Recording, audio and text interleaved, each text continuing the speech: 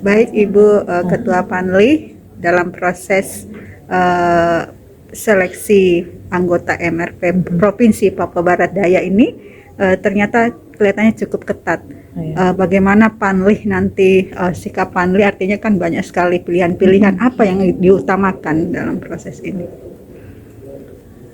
Yang pertama yang menjadi dasar itu adalah mereka punya kelengkapan administrasi persyaratan ini. Khusus administrasi khususnya itu adalah persyaratan yang harus dipenuhi. Ketika persyaratan itu sudah layak, berarti bisa dilanjutkan dengan proses berikut.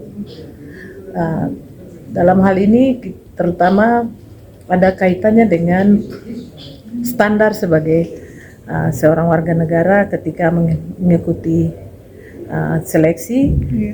Dan itu dikhususkan dengan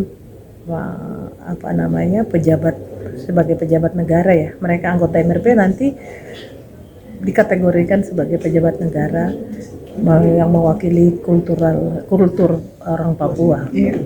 Jadi lembaga representasi kultural orang Papua ya. Jadi mereka ini juga perlu diseleksi berdasarkan berkas-berkas mereka sesuai dengan persyaratan yang dibutuhkan sebagai seorang pejabat negara ya. Dalam hal ini ada sekitar 17 persyaratan yang harus dipenuhi. Persyaratan itu tidak boleh satu pun dilewatkan. Itu salah satu cara untuk menseleksi.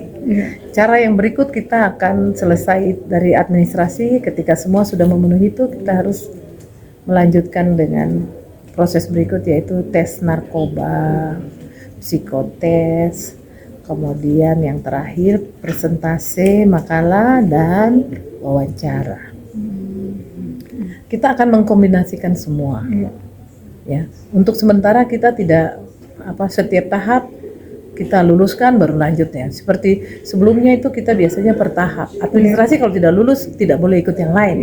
Tapi dalam kasus ini karena kita punya range waktu antara satu seleksi dengan seleksi yang berikutnya itu hanya satu hari. Jadi tidak bisa.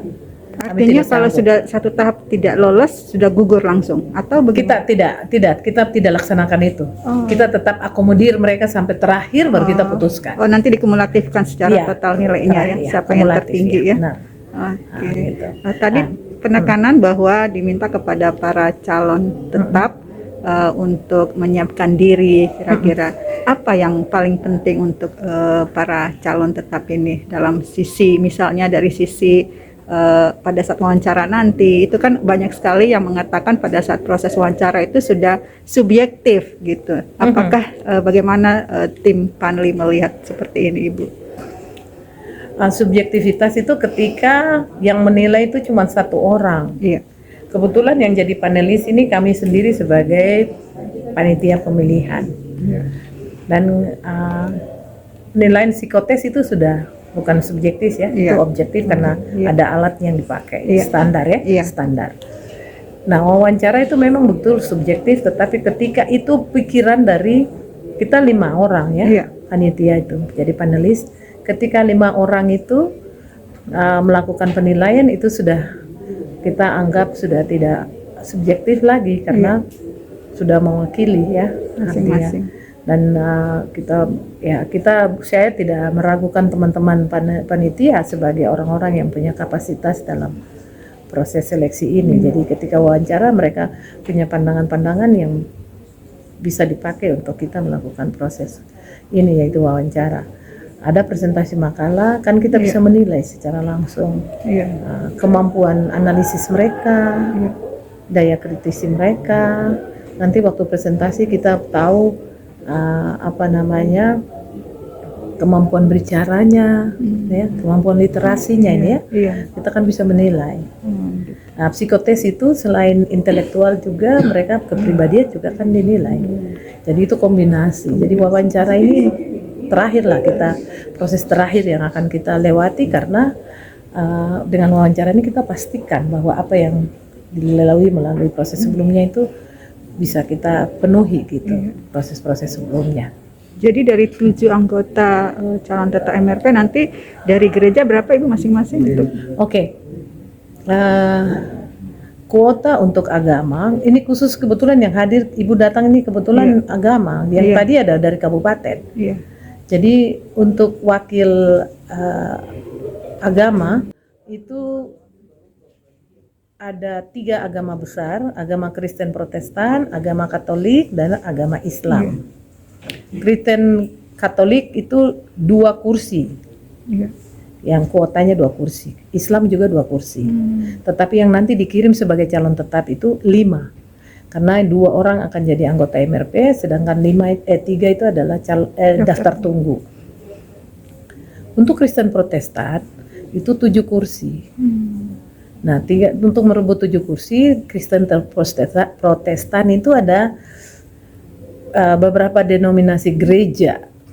Ya, beberapa dominasi gereja, dan yang dari dominasi gereja kita mengambil data dari Kanwil Kemenak di Provinsi Papua Barat. Itu ada 59. Dari 59 yang terverifikasi sebagai lembaga keagamaan pengusul itu hanya 12. Ada kriteria 20 tahun pelayanan, ada kriteria jumlah jemaat itu tersebar di paling rendah atau minimal tuh 3 kabupaten atau 50% dari jumlah kabupaten di provinsi. Kita punya 6, jadi paling tidak 3. Di bawah dari itu berarti ya kalau hanya di Kota Sorong dan kabupaten kan cuma 2, harusnya minimal 3. Nah itu akhirnya kita dapat 12 pengusul, lembaga keagamaan pengusul. Dari 12 itu masing-masing 11 lembaga keagamaan pengusul, denominasi itu 11 denominasi gereja itu 11-nya 5 calon yang calon tetap, satunya 10 karena jumlah jemaatnya besar sekali. GKI jumlah jemaatnya sudah puluhan ribu, sementara denominasi gereja lainnya cuma 4.000, 5.000. Jadi total dari gereja ada berapa banyak Bu yang masuk sebagai daftar calon tetap? Dari 65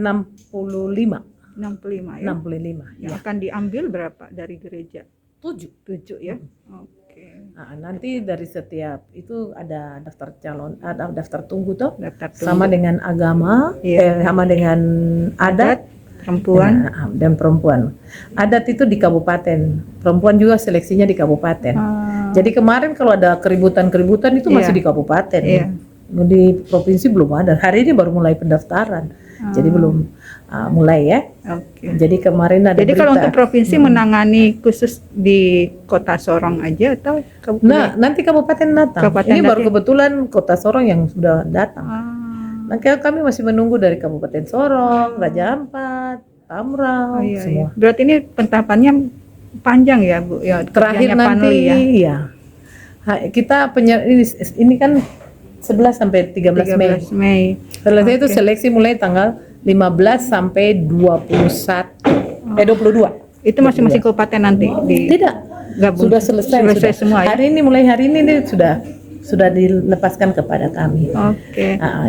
Yang diharapkan Bu dari proses seleksi ini apa sebagai ketua panli? Artinya tadi ada himbauan juga untuk nanti berbesar diri, mungkin bukan kalau yang tidak diterima kan biasanya ada menimbulkan ketidakpuasan, akhirnya melakukan aksi dan sebagainya seperti itu. Gimana Ibu menanggapi? Ya makanya tadi saya bilang dalam kompetisi itu pasti ada menang ada yang kalah ya, tapi memang secara eksplisit mungkin saya tidak sampaikan, tetapi saya berharap mereka paham ya bahwa kita hanya ketika saya bilang yang direbutkan hanya cuma 7 kursi, mereka sudah berpikir bahwa yang daftar saja 65 denominasi toh ya, tadi 65 jadi 7, berarti kan ya ada ini kemungkinan ya, kemungkinan menang ada, kemungkinan kalah juga ada. Jadi mereka harus berbesar hati dan memang menyiapkan mental untuk mental juara lah harus mental juara. Tapi kalau seandainya tidak juara harus berbesar hati. Dan itu yang kami harapkan. Jadi anggota MRP itu bukan hanya sekedar wakil ya. oke wakil agama, kau jadi wakil agama, kan tidak begitu. Iya.